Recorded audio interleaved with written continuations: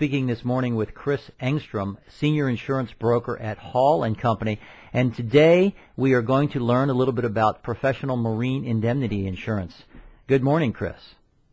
Tell me a little bit about professional indemnity insurance coverages and the target customer and the typical challenges that they might face that they would require this coverage.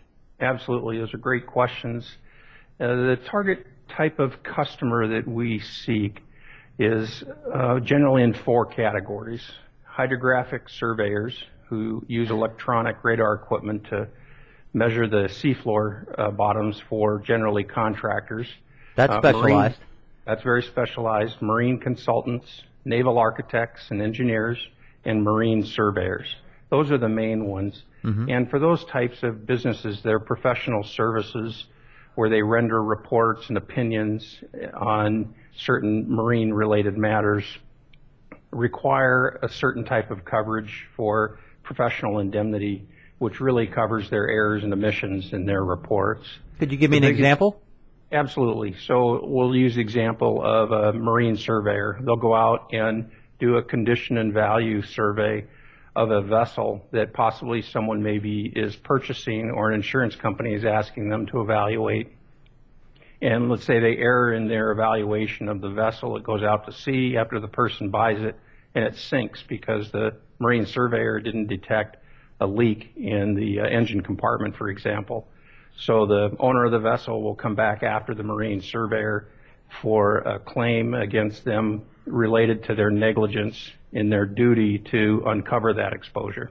Mm-hmm. And the errors and omissions insurance is the policy that would be triggered for that coverage.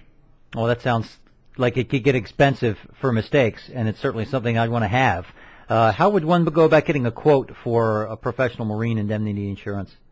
Yeah, the typical process is not dissimilar from securing a typical errors and omissions insurance quote. However, they're going to get their best options through the marine markets instead of through the traditional domestic professional liability insurers that will possibly write a land-based architect or engineer. Mm-hmm. So there's an application to complete and possibly some supplemental information.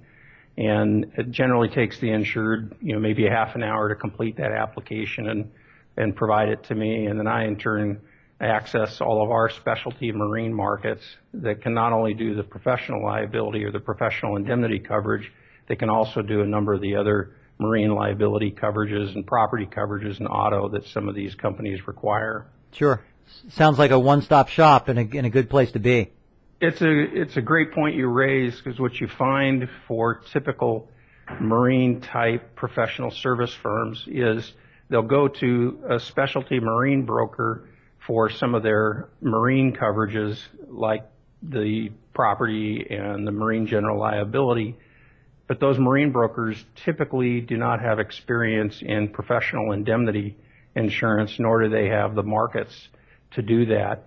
So the client will end up then having to get a second broker to get the professional indemnity coverages in place, which ends up not being a very efficient model for the client to have two different insurance brokers.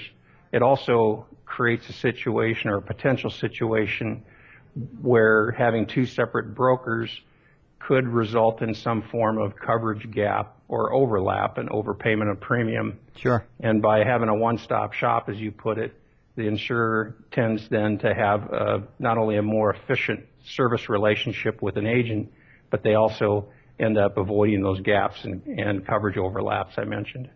Okay.